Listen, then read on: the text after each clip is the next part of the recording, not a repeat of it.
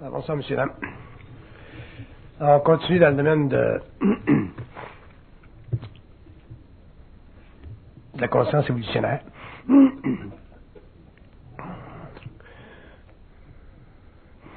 Quand on parle de l'homme moderne, de l'homme d'aujourd'hui, qui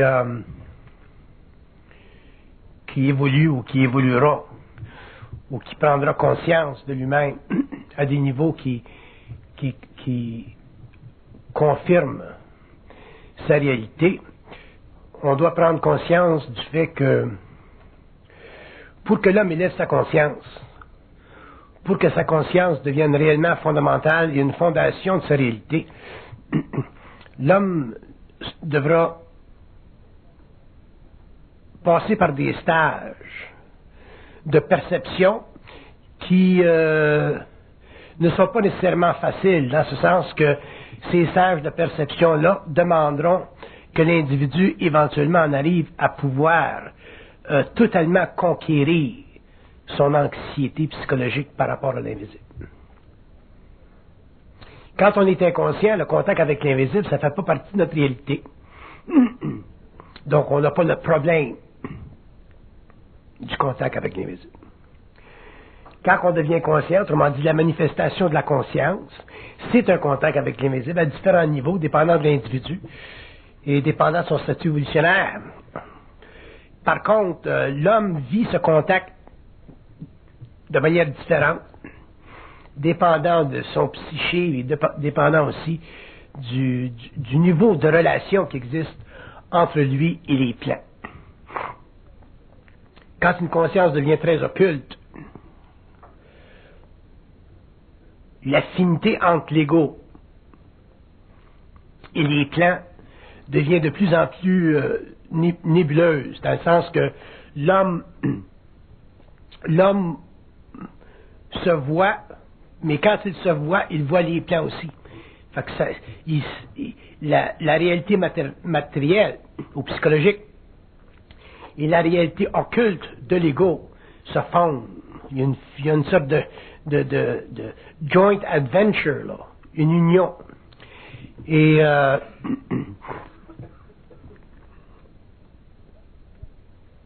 l'homme vivra cette union-là dépendant, comme j'ai dit tout à l'heure, de son statut universel, mais aussi dépendant de sa nature en tant qu'ego propre. Comment l'individu vit par rapport à l'invisible? Mais ça dépend des individus. Il n'y a pas un individu pareil. Il y a des gens qui, dans leur contact avec l'invisible, perdent les pédales, deviennent extrêmement spiritualisés. Il y en a qui, dans leur contact avec l'invisible, perdent les pédales, deviennent très occultifiés. Et c'est pas le contact avec l'invisible qui est le problème. C'est la façon dont l'homme traite ce contact-là. Et dans ce sens-là, la psychologie évolutionnaire, elle est extrêmement fortuite, dans ce sens que on ne sait pas comment on va vivre en tant qu'individu ce contact avec l'invisible. On le découvre au fur et à mesure où on avance. Et ça nécessite des points de repère. On a besoin des points de repère. Et probablement la conscience évolutionnaire donnera à l'homme des points de repère au fur et à mesure où cette conscience-là se développera sur la Terre. C'est déjà commencé maintenant, mais ça continuera dans différents domaines avec l'évolution. Et ces points de repère-là sont importants. Je vais vous en donner quelques-uns pour vous mettre au parfum. Et sachez comprendre que ces points de repère-là sont des points de repère universels, mais ils sont ajustés ou ajustables selon la conscience de l'individu.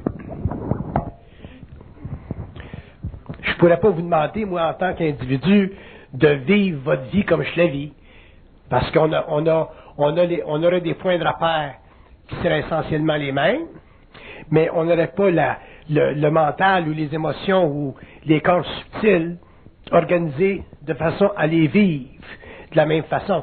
C'est pour ça que dans votre vie, vous rencontrerez des gens qui sont, entre parenthèses, conscients, comme vous l'êtes, mais qui n'auront pas le même coefficient de conscience que vous avez. Donc, être conscient de l'invisible, être conscient, avoir une intuition beaucoup plus approfondie de la réalité multidimensionnelle de l'homme, ça c'est un aspect de sa réalité, c'est un aspect de la réalité. Mais traiter avec l'invisible, traiter avec ces plans-là, c'est un autre aspect de la réalité, et ça, ça dépend de l'individu lui-même. Donc, même si on a des référents universels, on sera toujours voué, si vous voulez, à vivre le contact avec les autres dimensions selon notre propre make-up psychologique et psychique.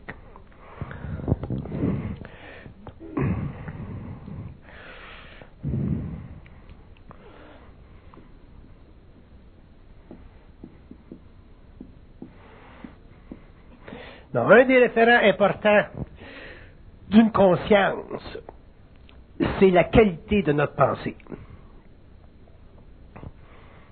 La qualité de la pensée chez l'homme, l'élévation de la pensée, l'élévation de la conscience qui coïncide avec cette qualité-là, dépend de plusieurs facteurs. Un des facteurs, c'est celui qui permet à l'homme de réaliser que sa conscience mentale est toujours unifiée à une source intelligente. Donc, un homme qui a une conscience mentale et qui a conscience que cette conscience mentale est unifiée à une source qui est intelligente, s'aperçoit suffisamment rapidement qu'il y a dans sa conscience deux points, deux niveaux de force en opposition. L'ego, l'être matériel, et l'intelligence suprasensible, invisible, qui est en évolution sur un autre plan, et que l'on appelle souvent l'ajusteur de pensée. Donc, il y a deux forces en opposition, et c'est très important que vous compreniez qu'il y a deux forces en opposition. Si vous vous imaginez que les forces occultes, les forces qui sont à la source de votre conscience mentale, sont des forces qui sont unifiées à vous dans un même sens que vous voudriez l'unification de se manifester sur le plan de votre ego, vous allez éventuellement découvrir que vous êtes en erreur. Pour rephraser ça, là, je dirais, si vous vous imaginez que les forces occultes vont vous aider dans la vie, dans le même sens que l'ego voudrait qu'il vous aide, vous êtes en erreur.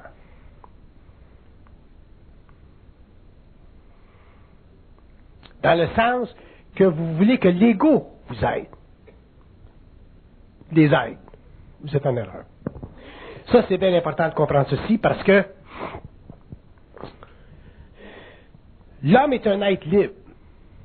Et quand je dis que l'homme est un être libre, je veux dire qu'il est libre pas simplement sur le plan psychologique, mais il est libre aussi sur le plan universel, dans ce sens que il ne peut pas, dans son expérience d'incarnation, travailler avec des forces dont la source, l'intelligence est tellement vaste que l'ego ne pourrait lui-même, en tant qu'unité psychique, les absorber. Autrement dit, l'homme ne pourra jamais comprendre parfaitement le point de vue de sa source, alors qu'il est dans la matière. Parce que dans la matière, l'homme est un être fini, il a un corps matériel et il est sujet à une programmation de vie. Alors que les forces occultes, qui sont derrière sa conscience, qui manipulent son énergie mentale, qui sont à la source de l'égoïfication de son intelligence, ces forces-là, ce sont des forces qui sont en arrière-plan et qui n'ont pas la responsabilité sur la Terre que l'ego a en tant qu'homme incarné. Donc, il y a automatiquement une relation d'opposition entre les forces occultes et l'homme, et tant que l'homme ne réalise pas ceci, à ce moment-là, il a une conscience spirituelle, ou une conscience occulte, qui est une forme de conscience spirituelle.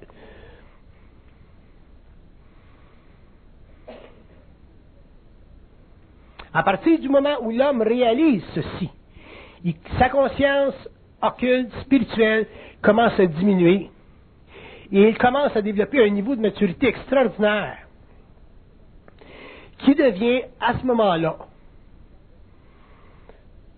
la mesure de son être incarné, mais totalement. À partir de ce moment-là, l'homme a un savoir intégral,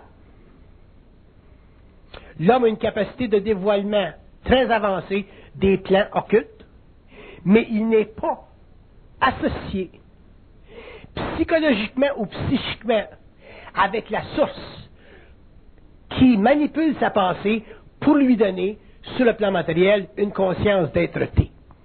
Sa source est là, mais il n'est pas associé à elle. Et pourquoi est-ce qu'il n'est pas associé à elle? Parce que, à partir du moment où sa conscience spirituelle occulte a commencé à diminuer, à partir du moment où il en est devenu conscient, à ce moment-là, sa relation avec le double, sa relation avec la source de sa conscience mentale, sur les plans de l'architecture du mental, ça devient une relation totalement fictive. Et quand je dis fictive, je ne veux pas dire qu'elle n'est pas réelle. Mais quand je dis fictive, je veux dire que, à ce moment-là, l'ego, donc la conscience mentale de l'être incarné, n'a plus besoin émotivement, psychologiquement ou psychiquement d'être conscient de l'entité cosmique.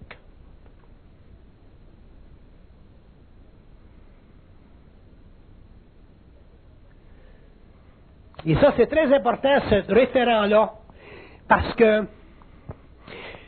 dans la mesure où l'homme va évoluer, dans la mesure où l'homme va prendre conscience, dans la mesure où l'homme éventuellement va établir des relations occultes avec les plans, dans la mesure où l'homme va être capable éventuellement de manipuler créativement toute son énergie, éventuellement il va venir un point où l'homme ne sera plus intéressé à sentir qu'il est un être habité. Donc, quand on parle d'évolution de conscience, quand on regarde l'évolution, pendant l'évolution, l'homme inconscient n'avait pas conscience d'être habité. Dans l'évolution, au début, à partir du temps où l'homme commence à prendre conscience, il commence à prendre conscience qu'il est habité. De là, l'immense nature spirituelle de sa conscience. Éventuellement, au cours de son évolution, quand l'homme retombe réellement sur ses pattes, quand l'homme a développé suffisamment de haine contre les aspects cosmiques de sa conscience pour finalement se libérer du joug de cette source-là, dont il a vécu pendant des siècles la domination cachée, à ce moment-là, un nouvel équilibre commence à se créer dans la conscience humaine et l'homme commence à plus avoir besoin d'une relation psychologique avec la source. Donc, à ce moment-là, la nature de son mental change, sa pensée change, et l'homme commence à avoir un mental très froid. Mental très froid. Et qu'est-ce que c'est un mental froid? C'est un mental où c'est une conscience humaine qui est capable de se dissocier du besoin d'avoir un ami ou un guide ou une connexion quelconque dans l'invisible, parce que dans le fond, l'homme n'en a pas de besoin. Absolument, il en a besoin. Mais relativement, il n'en a pas de besoin. Parce que la réalité composante de l'homme, c'est une réalité multidimensionnelle. Donc, il y a source. Il y a conscience à la source. Il y a un facteur inspirationnel dans sa conscience. Ou il y a un facteur télépathique dans sa conscience. Ça, c'est indéniable. Parce que s'il n'y avait pas ça, on ne pourrait pas penser. Mais dans la conscience de l'homme en évolution, à partir du moment où il commence à évoluer et prendre conscience de cette source, on dirait que l'homme a tendance à développer un mental idéologique, une sorte d'idéologie occulte qui fait en sorte qu'il a besoin de sa source, il a besoin du contact télépathique avec le double, il a besoin de la présence du double, il a besoin de sentir qu'il est habité pour avoir conscience de sa multidimensionnalité. C'est évident que si vous n'avez pas conscience d'être habité au cours de votre évolution, vous n'auriez jamais conscience de votre multidimensionnalité. Parce que c'est l'habitation de votre corps mental qui permet à l'homme d'avoir conscience de sa multidimensionnalité. Par contre, un jour, il faut que cette conscience-là, de sa relation avec les plans, soit sevrée. Des parents, tu peux avoir des parents toute ta vie, mais un jour, il faut que tu t'en ailles. Un jour, il faut que tu fasses ta vie. Un jour, il faut que tu aies 21 ans. Alors, l'homme occulte, c'est la même chose. Un jour, l'homme occulte, ou l'homme qui a une conscience occulte, il faut qu'il arrive à sa maturité. Et à sa maturité, il faut qu'il soit capable de ne plus avoir besoin depuis sentir le besoin d'être habité, ce qui lui avait originellement donné conscience. Et ça, ce n'est pas facile, ou ça ne sera pas facile pour l'homme à partir du moment où il a pris conscience de l'invisible. Parce que prendre conscience de l'invisible, c'est être techniquement, réellement envahi par une présence très forte qui est notre source. Mais se sevrer de cette source-là, dans le sens relatif du terme, pas dans le sens absolu, dans le sens relatif du terme. Dans le sens qu'il y a un principe cosmique dans l'homme, puis il y a un principe planétaire. Il y a un moi cosmique, il y a un moi planétaire. Dans ce sens-là, ça va demander chez l'homme, chez certains hommes, une très grande transmutation de leur ego, de leur être, et ça sera vécu à travers ce que vous appelez, vous autres, des expériences initiatiques d'un niveau ou d'un autre.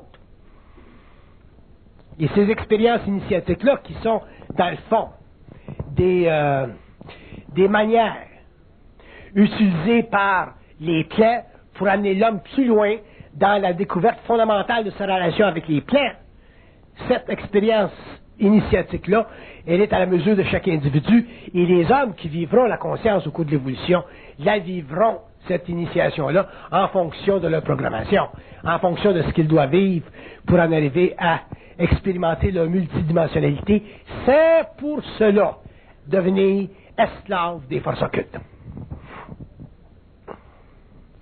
Donc ça, c'est un référent important pour l'être humain, et ce que l'homme devra réaliser éventuellement,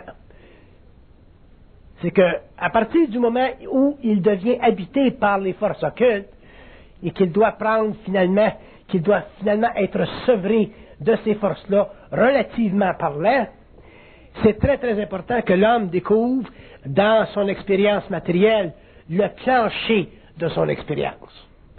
Le plancher de son expérience, ça veut dire que l'homme doit découvrir qu'est-ce que c'est dans la vie qu'il a besoin pour vivre. Parce que si vous n'en arrivez pas à découvrir ce que vous avez besoin dans la vie pour vivre, pour être heureux, pour avoir la paix, ainsi de suite, vous serez toujours, à partir du moment où vous avez pris conscience, vous serez toujours barouetté par les forces.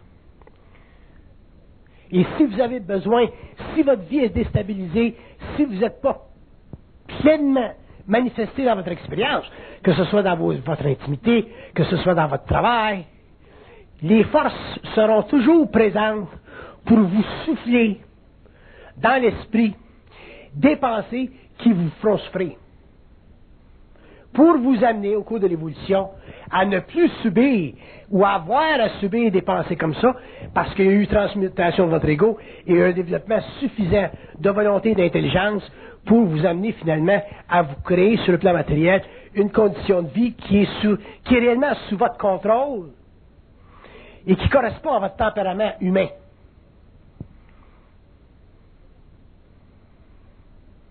Ce qui correspond à un tempérament humain pour une personne ne correspond pas au même tempérament d'une autre personne. C'est très personnel, ça. Ce que ça prend un être A pour être bien dans sa peau, ce que ça prend un être B pour être bien dans sa peau, c'est totalement relatif. Mais pour l'individu, ça doit devenir éventuellement absolu.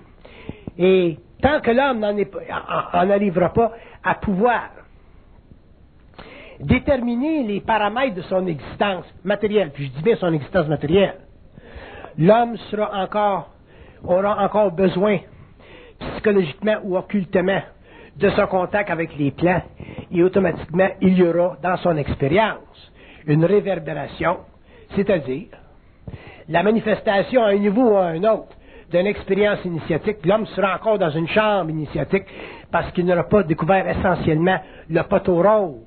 Et qu'est-ce que c'est le poteau rose? C'est que quand tu as découvert je dirais, pour utiliser des mots symboliques, quand tu as découvert ton Père Céleste, à partir de ce moment-là, il faut que tu le crées à la porte. Comprenez-vous? Tant que tu ne l'as pas découvert, il faut que tu le pries. Tant que tu ne l'as pas découvert, tu en as besoin, spirituellement, émotionnellement. Mais quand tu l'as découvert, il faut que tu le crées à la porte. Puis il ne va pas se crisser à la porte tout seul. Il faut que ce soit toi qui te crisses à la porte. Mais l'homme ne peut pas crisser son Père céleste à la porte si lui-même, en tant qu'individu, n'en est pas arrivé au cours de son expérience, de son développement, à intégrer totalement son énergie, c'est-à-dire à ne plus laisser de place dans sa vie pour la manipulation de l'invisible. Même si la manipulation de l'invisible est utile, puis elle l'a fait évoluer, un jour, il faut que l'homme en arrive à pouvoir totalement briser avec l'invisible. Mais s'il n'est pas assez intelligent, qu'il n'a pas assez de conscience mentale, bonjour, ça va bien? Qu'il n'a pas assez de conscience mentale pour s'éveiller complètement à lui-même, à ce moment-là, l'homme demeurera un être affligé. Et qu'est-ce que c'est un être affligé? Un être affligé, c'est un être qui n'a pas la capacité d'altérer et d'amener sa programmation sous son contrôle. Amener sa programmation sous son contrôle, ça veut dire avoir suffisamment d'intelligence et de volonté pour faire dans la vie ce qu'il veut, et non pas être assujetti à différents systèmes, que ce soit des systèmes matériaux ou que ce soit des systèmes occultes, qui lui garantissent, dans un avenir quelconque, une certaine paix d'esprit. L'homme, il faut qu'il s'adonne la paix d'esprit.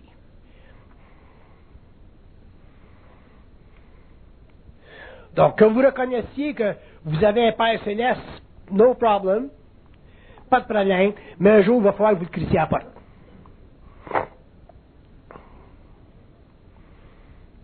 Ça va énerver bien du monde. C'est pour ça qu'en ce qui concerne l'évolution d'une conscience supramentale sur la Terre, ça va se faire à petite échelle, puis ça va se faire lentement, parce que ça va demander de la part de l'homme une très grande restructuration de son moi, et une très grande liberté d'esprit, qui lui amènera éventuellement une très grande paix, autant sur le plan matériel que sur les autres plans, quand il sortira de son enveloppe, pour finalement finir ce karma planétaire-là.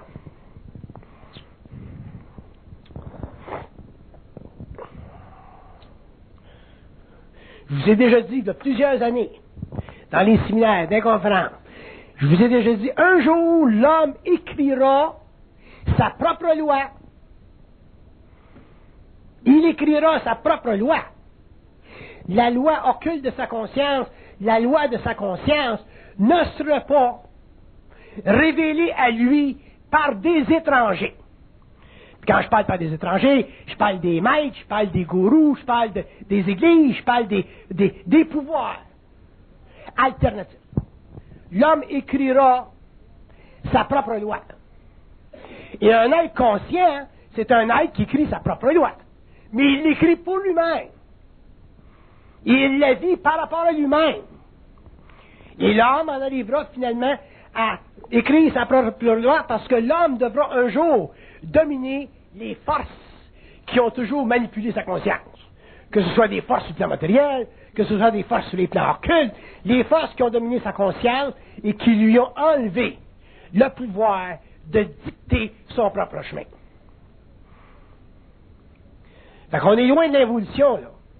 On est loin des églises, on est loin des sectes, on est loin des systèmes philosophiques, on est loin des gourous, puis on est loin de toutes les Manitou qui ont fait partie de notre expérience durant l'évolution.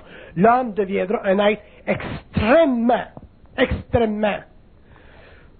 identifié à lui-même.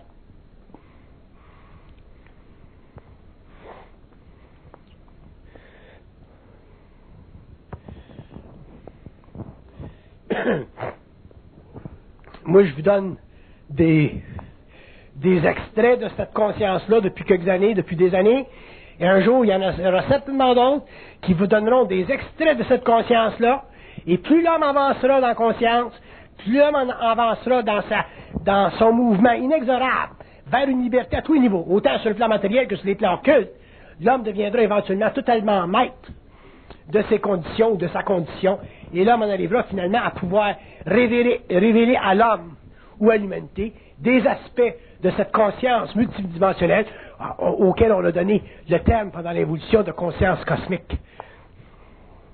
Mais si vous pensez que l'évolution de l'homme dépend de facteurs extérieurs à lui-même, vous êtes gravement dans l'erreur, et si vous allez vers une conscience totalement individualisée, si vous allez vers une conscience qui est totalement le produit de votre maîtrise personnelle, vous serez obligé un jour de reconnaître que l'homme doit écrire ses propres lois.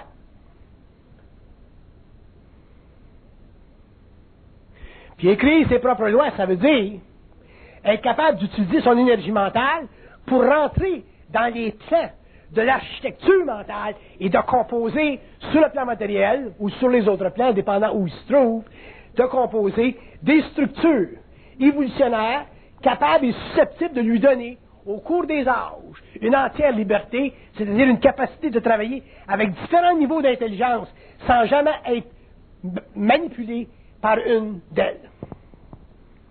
C'est pas évident. C'est pas évident.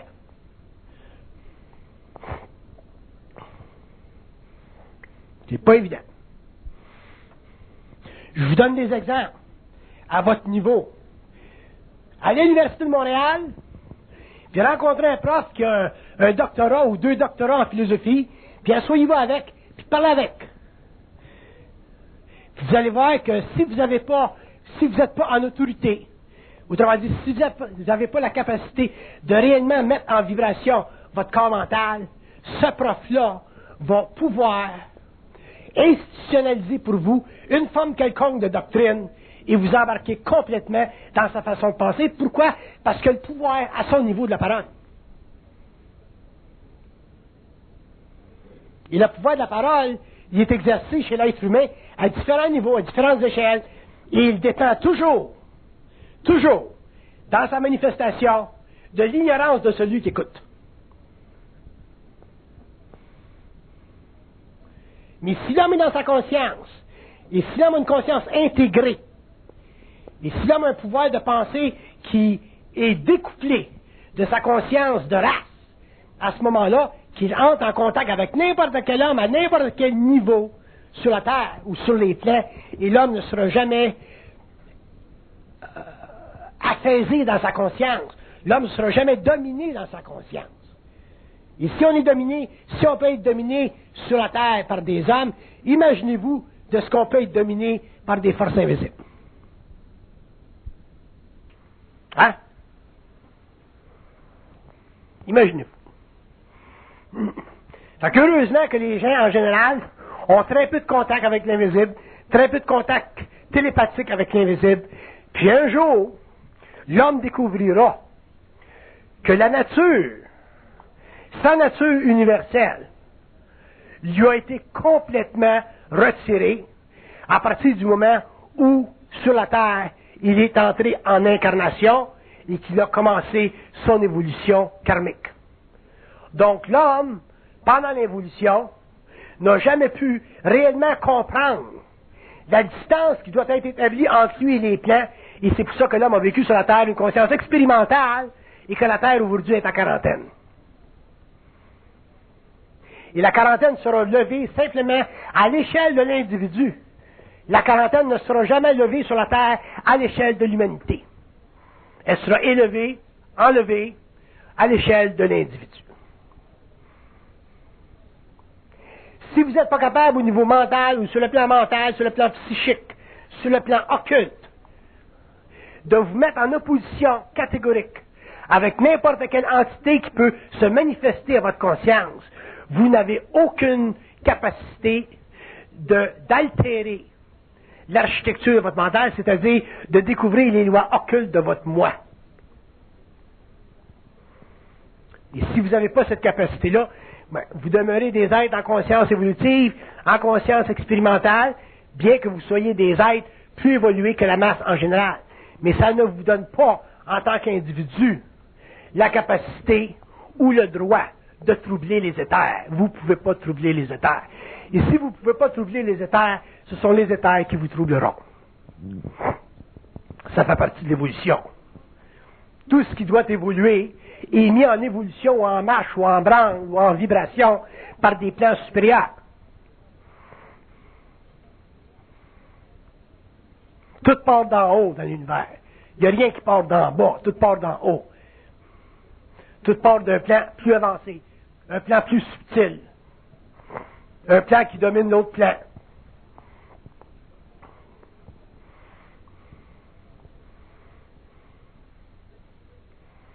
Le phénomène de la pensée chez l'homme est un phénomène incompris, non réalisé. C'est un phénomène qui est purement réflectif et qui est à la mesure de la conscience astrale de l'humanité ou de l'individu. Parce que l'homme est réellement plongé dans la mémoire de sa race. L'homme n'a aucune individualité. Donc, n'ayant aucune individualité, il n'a aucune conscience. N'ayant aucune conscience, il n'a pas le pouvoir de la parole. Donc, il n'est pas capable d'intercepter, sur le plan mental, des dialogues qui font partie de sa relation avec l'invisible. Parce qu'il est assujetti à une vibration qui est suffisamment astralisée pour lui donner l'impression nette qu'il pense.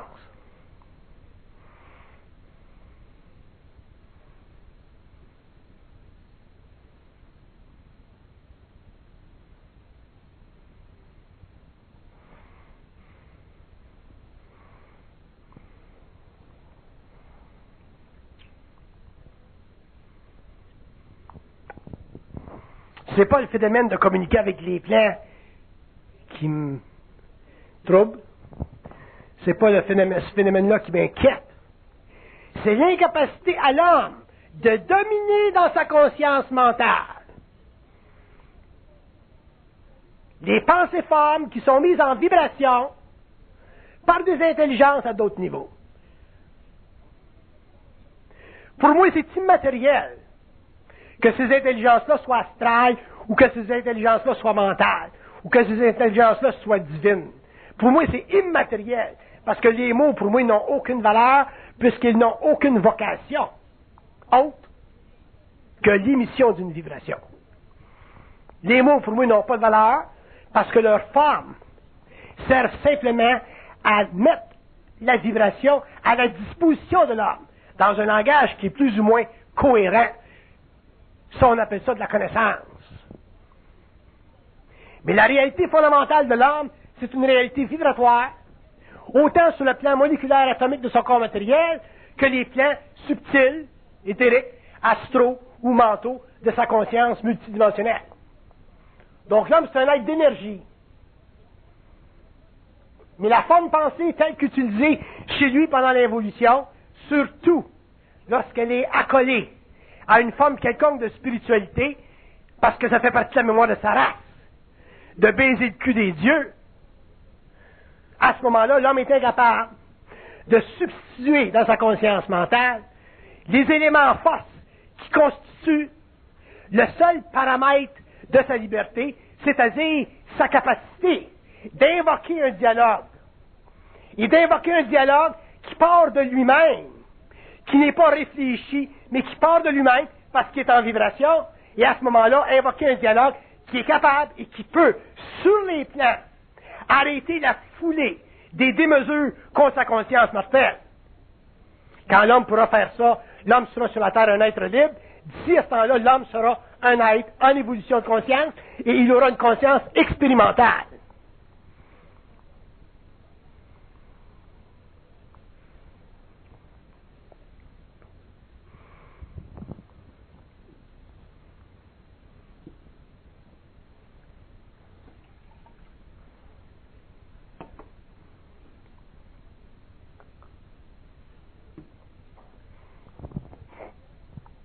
Pendant l'évolution, on a toujours cherché l'approbation d'une autorité pour nous donner, en tant qu'individu, en manifestation quelconque, le sentiment d'être quelque chose. Enfin, on cherchait l'approbation des parents. Adultes, on cherchait l'approbation des systèmes de pensée qui font partie de l'évolution et du développement de la pensée humaine, de la civilisation à laquelle on appartient. Et un jour, l'homme va en arriver à cesser de transiger avec le passé, c'est-à-dire d'utiliser des formes qui constituent simplement le niveau inconscient de son ego planétaire, pour en arriver éventuellement à réellement pouvoir se dédoubler à volonté sur le plan matériel ou sur les autres plans, pour pouvoir créer instantanément sur le plan où il se situe, le code de conscience, le code de science, ou le codex vibratoire, qui représente éternellement son être accompli. Ça fait partie de l'évolution de la conscience supramentale sur la Terre. Ça fait partie du besoin de l'humanité un jour de tasser complètement l'impression qu'il a de l'importance de l'autorité des dieux sur sa conscience mentale en expression. Ce qui veut dire de l'importance d'une forme quelconque de spiritualité ou d'occulte sur sa conscience personnelle. L'homme est un être de lumière. Et quand je dis que l'homme est un être de lumière, je dis que l'homme dispose, à cause de son contact avec la lumière, d'une proportion d'énergie équivalente à sa conscience moléculaire. Donc l'homme a une conscience moléculaire qui est totalement intégrale à elle-même, c'est-à-dire qui a le besoin, la capacité et le pouvoir d'interroger instantanément toute autre conscience non moléculaire, donc astrale ou mentale, qui vient en contact avec lui pour lui donner temporairement un support psychologique et créer en lui une réflexion égoïque qui lui donne, en tant qu'être planétaire, la capacité de penser ou de s'imaginer qu'il a un libre arbitre. Mais le libre arbitre n'invoque pas, pour l'être humain, une forme quelconque de liberté fondamentale, parce que le libre arbitre, dans sa structure mentale, est basé sur des modes de pensée qui permettent à l'ego de s'instruire en tant qu'unité assujettie à des principes plus vastes que lui-même, donc des principes spirituels, des principes cosmiques ou des principes purement matériaux, qu'on appelle souvent des idéologies, et qui confondent des millions et des millions d'individus sur une planète qu'on va retrouver pendant des siècles ou pendant au 19e siècle ou au 20e siècle dans l'idéologie communiste, où l'homme était même pas capable de penser pour lui-même parce qu'il croyait avoir découvert essentiellement les lois de l'évolution sociale, ce qui n'est pas le cas.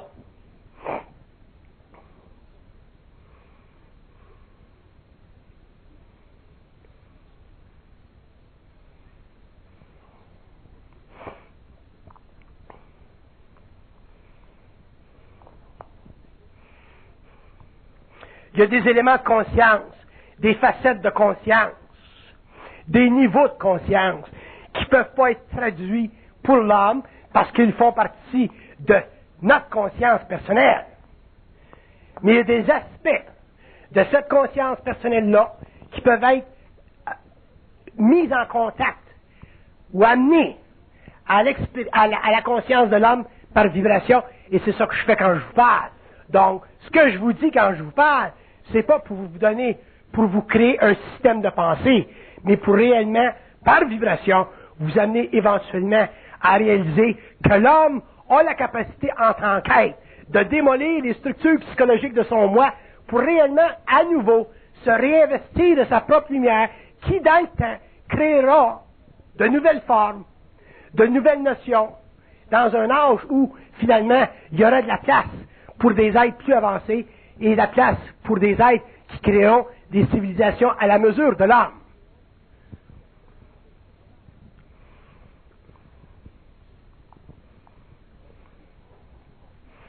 On n'est plus à l'âge des philosophies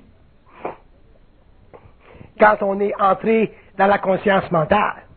On n'est plus à l'âge des philosophies ou des systèmes quand on est en communication télépathique avec des entités sur le plan mental. On n'est plus à l'âge de la réflexion quand on est capable de communiquer essentiellement et intégralement avec ce qu'on appelle notre double. On n'est plus à l'âge de la réflexion quand on a la capacité d'instruire l'humanité de lois fondamentale en opposition intégrale avec la conscience de la race.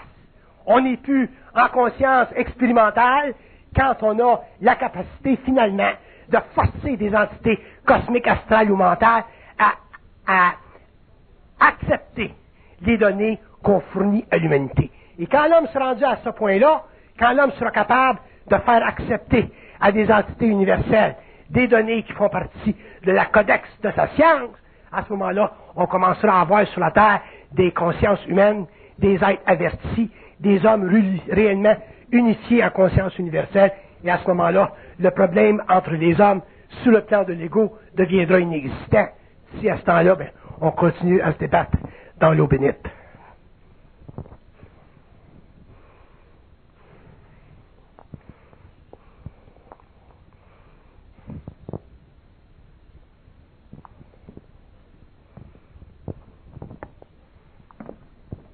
L'homme doit arracher à ce qu'on appelle la conscience. L'homme doit arracher aux éthers ce qu'il veut sur le plan matériel exprimer. Si l'homme n'a pas la force d'arracher au plan ce qu'il veut exprimer sur la terre, sa conscience en est autant diminuée. Là, vous allez dire, comment est-ce qu'on peut leur arracher quoi que ce soit? On peut vous donner des référents. L'esprit, pour des raisons qu'on expliquera plus tard, l'esprit a besoin, sur le plan matériel, pour se contenir, a besoin d'être englobé dans une forme quelconque d'expérience mécanique. Moi, ma forme mécanique, à moi, c'est le crayon. Quand je m'en vais au tableau, que je fasse n'importe quel simagrée, l'esprit est obligé de répondre à mon annoncement. Ça fait partie des lois occultes, ça fait partie des lois de la voyance, ça fait partie des lois de la transcommunication. Quand je vais au tableau, puis je veux faire parler les faces, ça parle. Ils sont obligés de parler parce que ça fait partie des lois d'équilibre entre le plan matériel et les plans occultes, parce que l'homme ne peut pas être constamment empli de sa lumière. Il a besoin d'un break. Comme un homme est un être libre, cette sorte de voyance-là ou cette sorte de mécanique-là lui permet d'avoir un mouvement d'énergie à partir du mental quand tu veux. Et ça, c'est son contrôle sur le monde des esprits. Sans ça, ces forces-là nous rendraient fous. Tu peux pas être habité par ça forever, quand ils veulent. Alors, si l'homme a la capacité, par le crayon, par la plume, par un moyen mécanique quelconque, de faire vibrer ces plans-là, l'homme devra, en surplus, éventuellement, pouvoir les faire vibrer instantanément quand il y a besoin de s'informer sur la Terre ou d'informer sur la Terre des hommes avec lesquels il y a des relations. Et c'est comme ça que la descente de cette connaissance supramentale se fera, et c'est comme ça que les hommes, en tant qu'individus, éventuellement se découvriront des capacités créatives qui sont sans limite et qui font partie de leur patrimoine, qui font partie de leur réalité et qui font partie de leur relation avec l'invisible dans des conditions de sevrage complet, c'est-à-dire dans des conditions où l'homme, bien qu'il soit en contact avec l'invisible, est sevré psychologiquement et spirituellement de ces forces-là, parce qu'il est finalement arrivé à l'âge de sa pleine maturité. Quand l'homme saura réellement, quand l'homme saura d'où vient la connaissance, qu'il y aurait plus chez lui de possibilités d'orgueil intellectuel, que l'homme sera réellement un débouché sur le plan matériel des forces universelles, à ce moment-là, ce sera bon pour lui de finalement éteindre sa relation avec les plans pour ne la redécouvrir que quand il sera sur les plans subtils, mais au moins dans la matière, son travail sera fini et il pourra finalement commencer à se reposer en tant qu'initié.